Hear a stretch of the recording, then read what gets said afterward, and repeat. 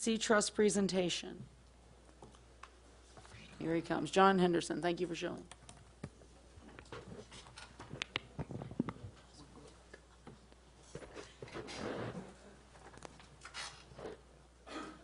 Give it just a second to bring the presentation up. Did you bring animals? No, I couldn't bring any animals tonight. Oh, Got the dang. cables You got a on the cable up? No. line. Off the second floor out here and get Won't an be idea doing of any what's examples tonight. Dang. Okay, go ahead. Good evening, everybody. My name is John Henderson, and I'm the operations manager at Crane Point. And on behalf of our board of directors and the staff, I just want to thank the council members for their time and consideration letting us give this presentation tonight. But before I get started, I would like to thank the city staff, specifically Roger Hernstadt, Peter Zosco, Susie Thomas, and George Garrett. They provided a lot of guidance to us and given us a lot of assistance to get us to the point where we are now. Having said that, I'm sure by now pretty much everybody has heard, or at least has a basic understanding of the project that we're looking to undertake at Crane Point. The goal tonight, or the goals I should say, is to provide a more comprehensive presentation to let you know more about our Canopy Tour project, what it entails, the potential benefits not only to Crane Point but to Marathon as a whole, and finally to begin the public hearings process so that we can move forward with this project. What we're proposing is a unique approach to expanding the existing ecological and historical educational experience that people can get at Crane Point now. One of Crane Point's major focuses in our mission is environmental education and stewardship, and it is becoming consistently more difficult to find a draw to bring in people given our current facilities.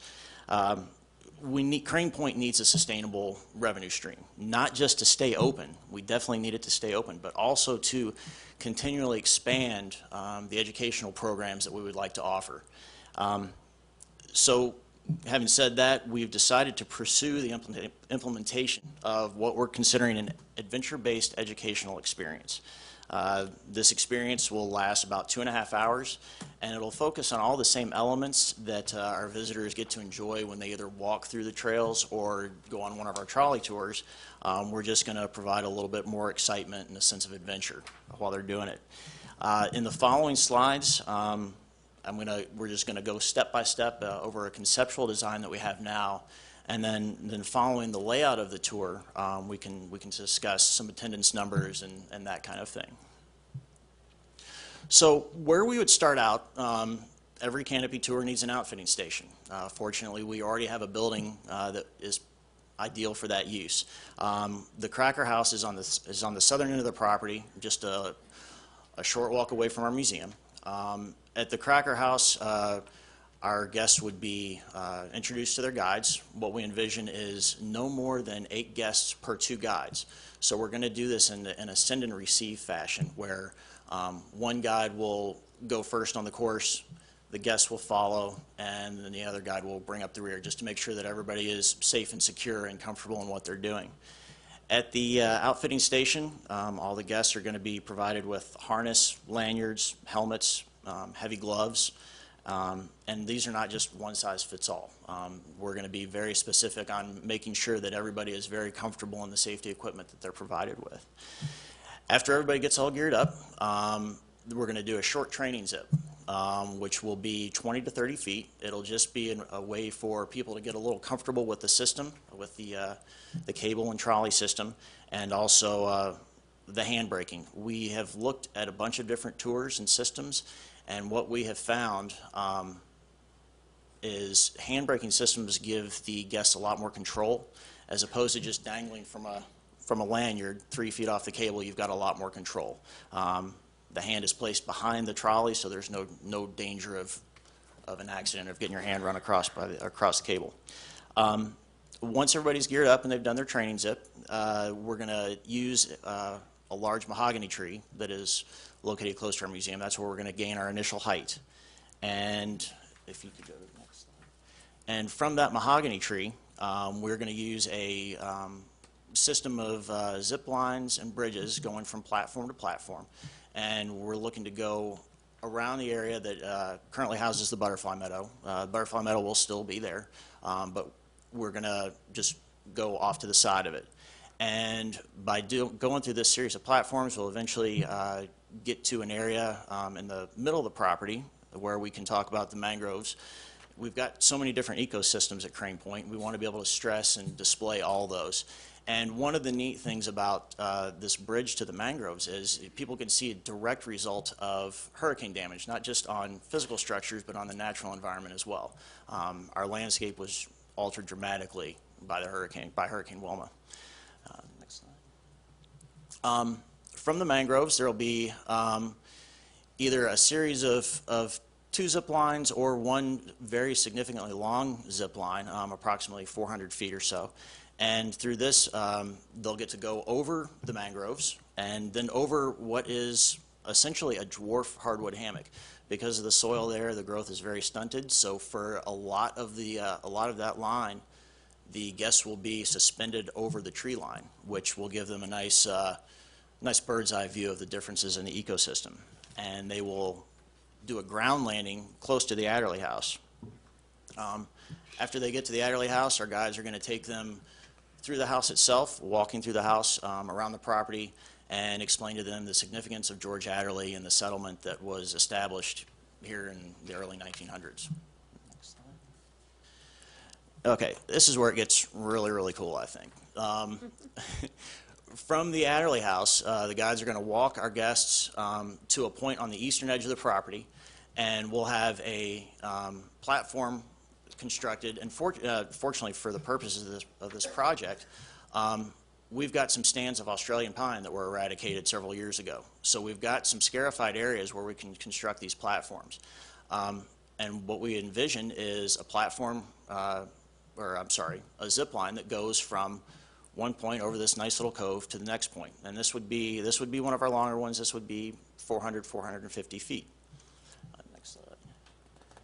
And then our second zip line over the water would be about 400 feet also, and that's going to go to a platform by our saltwater lagoon at the northernmost end of our property. Next slide. And from the saltwater lagoon, we're going to have a kind of a rope bridge, suspension bridge type thing that will go from the platform on the shore back behind the saltwater lagoon, behind the bird center, to this really nice large false banyan tree, which we've got to check with engineers, but we're going to look into possibly building a platform in that tree. It's a nice big sturdy tree. And this, when you do the bridges, it gives the guides an opportunity to kind of slow things down, discuss elements of the ecosystem that they've seen. They'll have already seen lots of Florida Bay, so they can talk about the importance of and the variable elements of life in Florida Bay. And they can also talk about the Wild Bird Center, which is going to be right behind that bridge.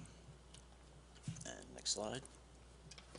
And our final zip will be from the platform in the banyan tree, and it'll go across a little cove.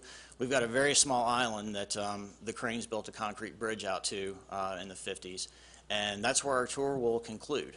There's a nice little scarified area out there, and once our guests are done with that zip line, they'll walk back over the bridge. They're not too far from the Crane House, and we're going to have the Crane House restored so that there will be a gift shop there, a little snack shop, and they can have a nice cold drink and wait for the trolley to take them back to the museum. So that'll be the conclusion of the tour. Next slide. In terms of cost, obviously nothing's free, and we're looking to spread the costs out as best we can. Crane Point, well, because of constraints on the Tourism Development Council and the requirements of the Community Development Block Grant, Crane Point is going to absorb the soft costs. Neither the TDC or the CDBG will fund what they consider soft costs. So you can see the total for the course construction is $440,000. Equipment, like I said, when you want to do it right and have something to fit everybody, is going to be about $30,000. And then design and training, consulting, professional services, that's surveying, engineering fees. Infrastructure and facilities is restoration of the Crane House, Burying of electrical lines. We do currently have power lines that run the length of the eastern part of the property, so there are portions of that that we need to bury for aesthetics and for safety reasons. We also have, just a second. Let's see, we need to install an aerobic system at the Crane House, and then we need to repair and replace a lot of the elements in our saltwater lagoon and aquarium system at the museum. Adderley House is in need of restoration. That's going to be a critical element of the tour, and our parking lot needs some serious upgrades. And then there is a consulting fee associated with the Community Development Block Grant, which is estimated at 8 to 12% of the value of the grant, so we just split the difference and made it 10 and call it 10%. The additional startup cost, the $175,000 there, that consists of payroll, PR and marketing, operations and administration costs, and vehicles that would be necessary for the tour, primarily our large golf carts. Next. The big key to the CDBG grant is how many jobs are created by this project. If you look at the positions, basically course manager through driver, those are fixed positions. Those are constant. There will be a need for increased staff in retail and maintenance as the tour grows and as we get more visitors. The variable position there is guides, and we are very confident that based on our attendance projections that we can support 14 guides the first year and at least 18 the second year, which creates, you can see the total number of jobs that's creating. That's 23 jobs the first year, and then 6.5 additional full-time equivalent positions the following year. Okay. And this is our projected attendance. What we did, I couldn't get, the TDC doesn't have hard numbers yet for 2009 or in 2010, so the most specific I could get was with 2008. And you'll notice on Key West, that 1,318,000, that doesn't even include cruise ship travel or cruise ship visitors, which is about 740,000 people. And what we did in terms of projecting the attendance to the Canopy tour is we took a percentage. We did 1% of the total visitors to Marathon, which is District 3, and then we factored in, we used drive time as a factor that might diminish attendance by approximately 0.1%. So that's why you see the 0.9% applied to Districts 1, 2, 4, and 5. Obviously, if this goes the way we're hoping it will go, we're not going to be able to have a full calendar year of operation. We're projecting to get started in March of 2012, and also there's, it'll take a little while to get the ball rolling. So that's why we used 70% of the projected attendance as a variable rate for the first year. And I would also like to say that the total for both years, neither one of those includes Monroe County School field trips, which I would like to see anywhere from 1,000 to 1,500 students.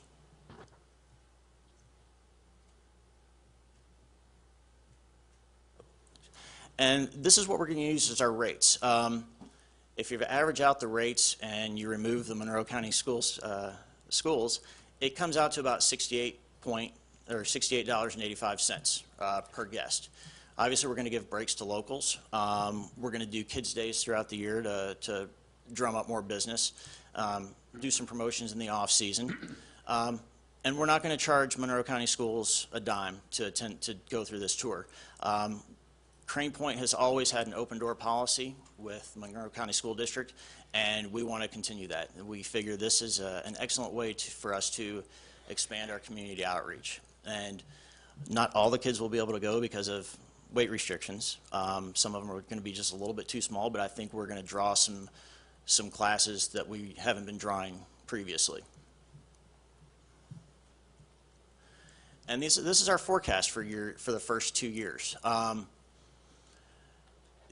The tour sales are based on those projected attendance numbers, and the factor that we used is $68.85. That's an average of the projected rates. So you can see we're, the first year we do $1,134,000.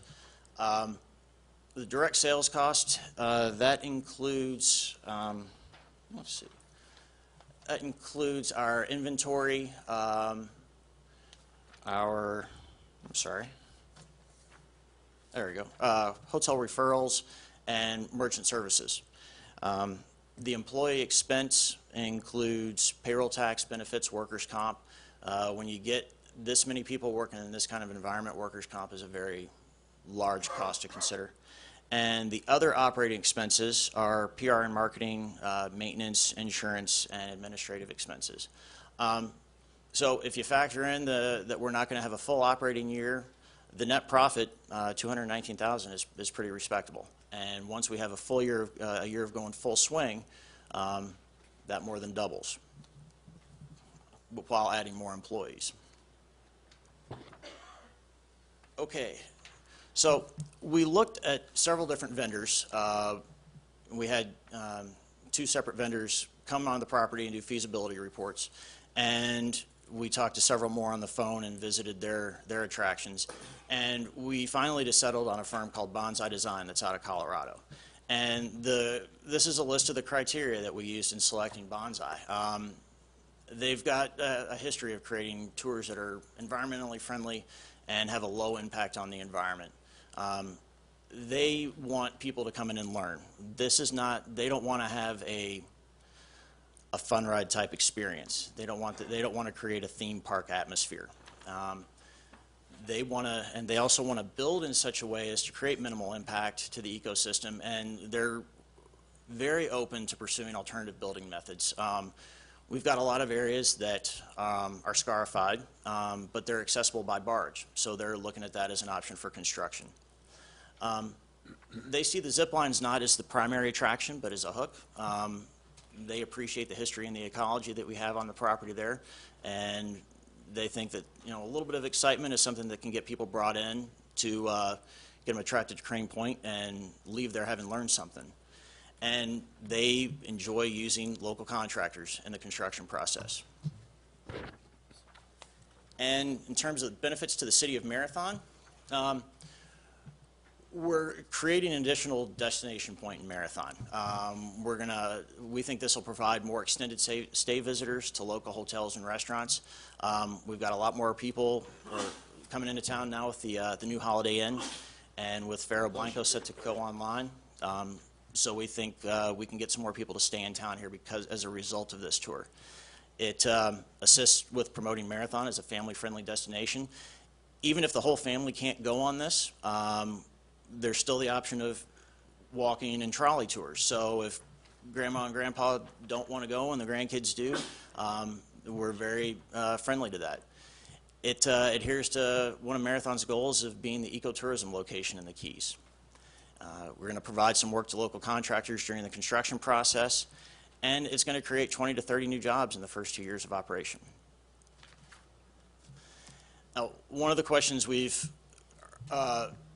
been asked a lot is, obviously with the community development block grant, the city is on the hook for a little bit. As the grantee and Crane Point as the subrecipient, the city does have some liability in the satisfaction of this grant and the closing of this grant. What we propose to satisfy that liability is to provide the city with a pledge on the revenue stream until the grant is closed. And like I said, if we can get going in March 2012, it's a pretty short window to close the grant. The final audit is typically 6 months from the end of the grant funding. So you're looking at a targeted closing date of September 2012. We could also provide a negative pledge agreement. The Florida Keys Land and Sea Trust owns Crane Point free and clear. No part of that property is mortgaged. We would maintain that status on the museum portion of the property, which we think is commercially the most attractive and the most viable, if the city determines that a lien would be necessary to satisfy their liability until the grant is closed. And what we're asking tonight is to move forward with the public hearings process. July 12th tonight, we think it'd be great if the council could direct staff to schedule public hearings and publish a request for proposal for a grant consultant. And this is best case scenario timeline. We realize that, this can be tweaked and adjusted as it goes. August 9th, we could have the first public hearing at a regularly scheduled council meeting. The week of August 15th, Citizens Advisory Task Force meeting regarding the Community Block Development Grant. September 13th would be the second public hearing meeting, and contract for the consultant selection would be at the regularly scheduled council meeting. And then regarding the grant application, from this point forward, city staff would start gathering all information required from Crane Point for the grant application. We would finalize the subrecipient agreement between city, or construct and finalize the subrecipient agreement between the city and Crane Point, and we would ensure that per the contract with the Community Development Block Grant that all requirements are followed. And if you have any questions, I would love to answer them. Thank you, John. You can step down for a moment. Okay, all right. You don't have to sit down. You can just step back, because I am sure we have some citizens that want to come and speak. Any report on this before we come up to council? Madam Mayor, we were approached to see if there was a feasible way that the city could participate in this project. There is a way. John mentioned it's the CDBG block grant available through the state. Obviously, we could be, the city of Marathon could be the a grantee. I would assume that other governmental entities could also be the grantee. I think it's important to just cover, I guess, the main sticking point for us, and that is that we would want to be sure that sort of our commitment would be the last commitment in, if you were to consider this, and that that everything else would be in place and ready to go. And then I guess the secondary thing is the understanding that if the jobs are not retained for a year, as John alluded to, the grant is based on a certain amount, $35,000 per job, that is the money that the state would require to be repaid, and to the extent that the collateral being proffered is sufficient or not is something for the council to consider. Thank you. Bring it back to council. Council, what I want to remind you is that what they're asking us tonight is to move forward with public hearing to decide if this is actually something that we want to allow, that we want to go through with, or that our residents want to go through with. So our decision is whether or not we want to allow them to go ahead and start the public hearing process and have this be vetted in our community, or if we've decided on our own that we're not going to allow our residents to vet this publicly and we're going to make the decision and shut it down here. Gentlemen. Pete. Well, certainly the zip line idea has merit to it, and if everything comes off like everybody's proposing, it sounds like it's a win-win for Marathon totally. Some of the numbers that I'm looking at, maybe a little bit, wishful thinking that 1% of the people that visit Key West are going to come up to do the zip line. That may or may not happen. I know it's going to be a good tourist attraction for the Marathon visitors, but I don't know the makeup of people coming from as far away as Key Largo or coming from as far away as Key West that come up and do the zip line. I've received a couple emails in the last 2 days that bring up 6 or 7 questions, but one of the things that kind of hits me, and this is just going off the emails, is has this been vetted out? And John, this is a direct question to you. Has this been vetted out with your membership of your Crane Point Hammock? Because both emails that I've received said that they haven't heard anything about this zip line and a formal proposal from your board of directors. Well, whenever we did a release, we included email blasts to our members. Okay, so they're up on what's going on and what you're proposing? And Yes, and we fielded plenty of questions. We feel like we've kept our membership well informed. Okay, because that seems to be one of the concerns that I have, is both of the emails that I received in the last 2 days say that they're not up on it. But anyway, that's maybe something you may need to work with your membership on a little bit better. Okay, thank you.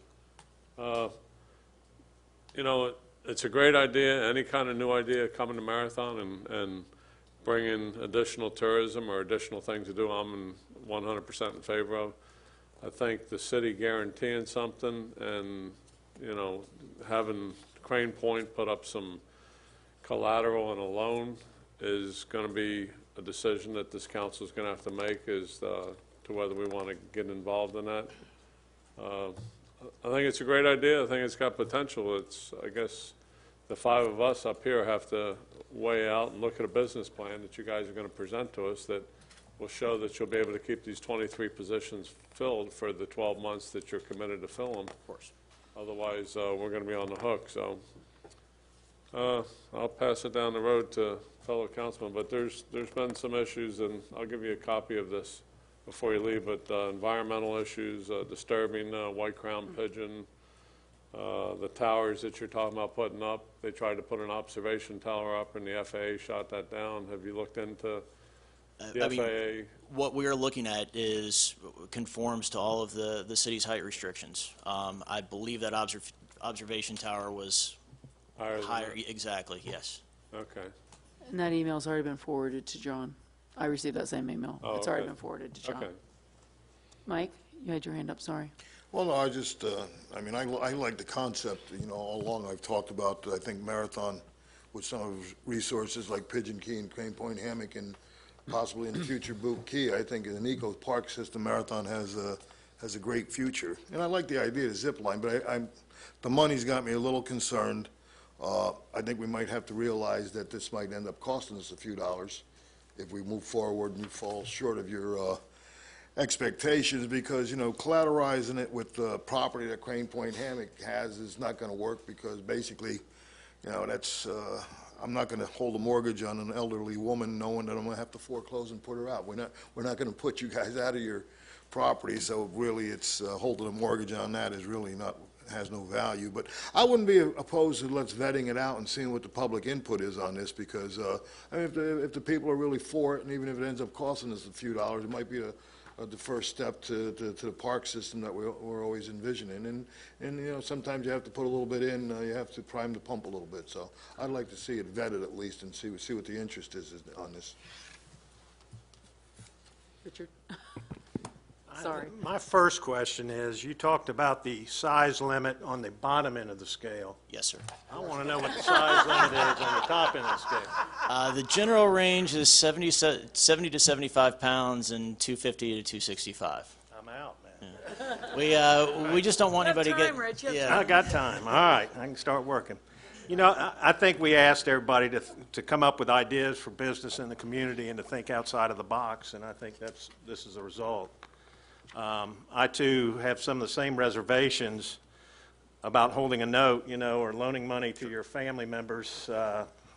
And it usually doesn't end up turning out well. So, but I would not have a problem with moving forward with this, and I think you certainly have a lot of details to work on and to come up with, and let's let the public vet it out. So that's where I'm going. Dick? I too have emails, and as several of us up here, I have run my own business and public businesses for years. And I have discussed this with Peter Sasko, I've discussed it with our city manager, I've discussed it with members of the public. The first question from a business person standpoint, and I am a business person, is we are here asking the taxpayers to support a private corporation. Are we opening Pandora's box potentially for every 501c3 corporation or any other corporation to come forward with another idea and to float some sort of a guarantee of a state grant that may or may not be repaid? So should we move on and investigate? Sure. Well, you know, it doesn't hurt. However, I'm going to tell you, in the end, when I'm asked to vote yes or no, I want to see some guarantees that the taxpayers are covered.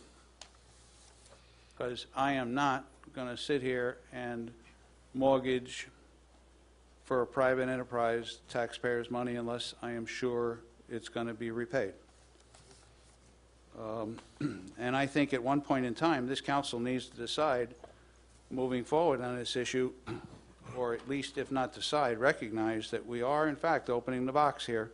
This is very unique, and maybe it won't come up again, but it could. So, sure, move forward, but I am going to say to everyone here who is so enthusiastic, I am too. But show me how we're going to cover it just in case it goes bad. Thank you. Anyone else? If we're going to move forward with public hearing, we need a motion. I'll make a motion that we move forward with the proposed scheduled public hearing and ask staff and the representatives of Crane Hammock to come back with more details, especially concerning the financial liabilities on the part of the city. I'll second that motion. Okay, we have a motion and a second. Any further discussion? Hearing none. Anyone opposed? Hearing none, motion passes. Go ahead and move forward with notice of public hearing, and we'll schedule the hearings for the dates that you've proposed and get the public out here to tell us what they think and get to work. Great. Thank you all very much. I Thanks, appreciate the time. Thank you.